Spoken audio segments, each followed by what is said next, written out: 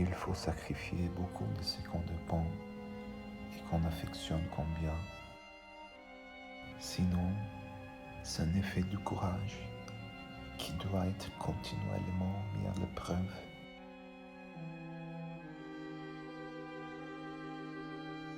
C'est un effet de la grandeur d'âme qui ne peut faire ses preuves qu'en méprisant comme mesquin tout ce que le vulgaire souhaite comme très grand.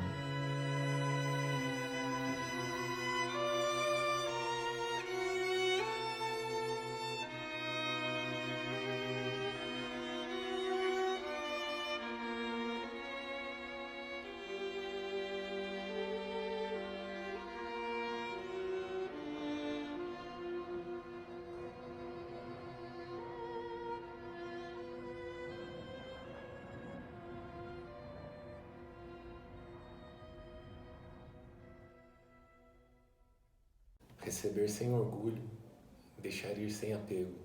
Se a gente fosse sair por aí perguntando para as pessoas de onde que elas acham que essa frase saiu, muito provavelmente uma boa parte aí chutaria uma escritura budista, ou o livro do Tao, alguma escritura indiana, algum pensamento oriental, que realmente essa frase tem muito cara de pensamento oriental, mas na verdade é uma das meditações do Marco Aurélio. Eu gosto muito dessa frase e eu gosto muito de um exemplo que a gente encontra aqui no Diário Estoico, que ilustra, assim, literalmente a proposta, né, que essa frase traz.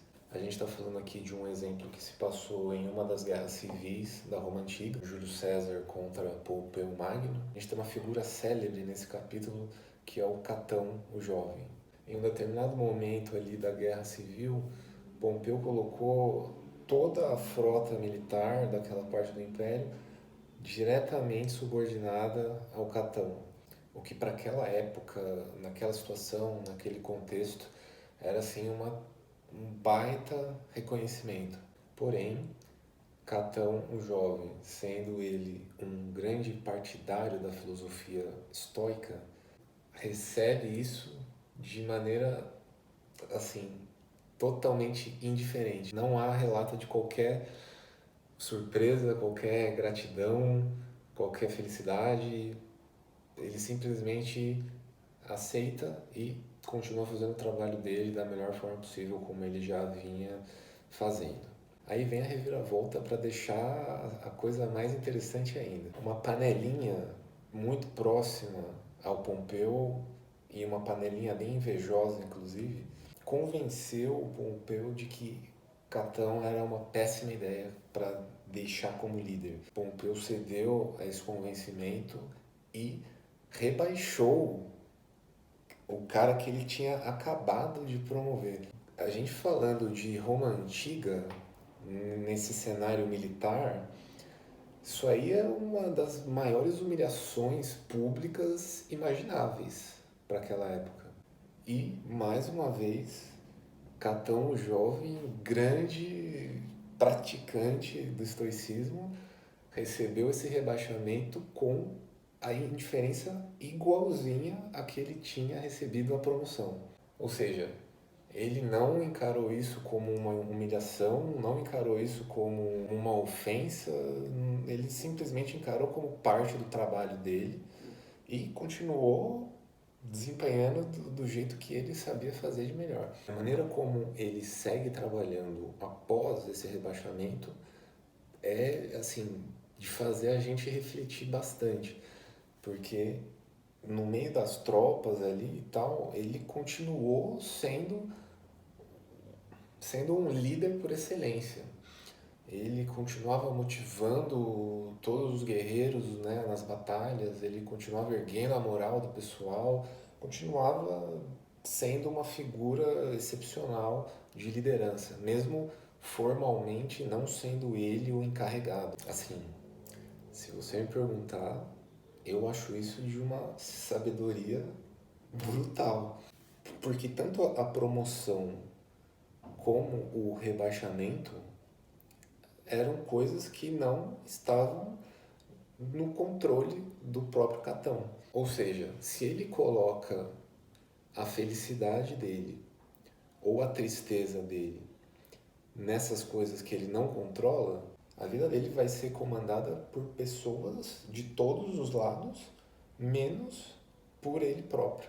E essa abordagem ajuda a gente a entender um pouco mais o estoicismo, porque na minha visão ele é muito mal interpretado justamente nesse ponto da aceitação, como se fosse uma postura covarde perante a vida, né? Uma postura de resignação. Não é que você não vai mudar mais a sua vida, você sempre vai aceitar tudo aquilo que vier e pronto, acabou. Não é isso. Na verdade, a primeira coisa é você dar o ponto de partida da mudança no mundo real. O ponto de partida para a mudança tem que ser o mundo que existe, o mundo que é de verdade. Se a gente quer começar uma mudança a partir de uma realidade que nem existe, aí fica bem mais difícil conseguir efetivar essa mudança, né? Partindo desse princípio, a gente vai conseguir colocar os esforços naquilo que realmente a gente consegue mudar. Então, o estoicismo, ele tira esse véu, ele abre essa perspectiva de onde, de fato, aplicar os esforços de tal maneira que seja o mais efetivo possível. No caso aí do Catão, ele poderia esbravejar com meia Roma, que ele foi rebaixado, ou ele poderia, e foi o que ele fez, entender aquilo que estava sob o controle dele, que era o quê? As ações dele, as decisões que ele tomava. E principalmente as ações que ele tomava ali no trabalho, né? No campo de batalha e tal. Dessa maneira ele acabou sendo um baita líder mesmo assim, independentemente de alguém tirando essa honraria formal dele. Bom, a gente encerra por aqui mais um papo sobre estoicismo.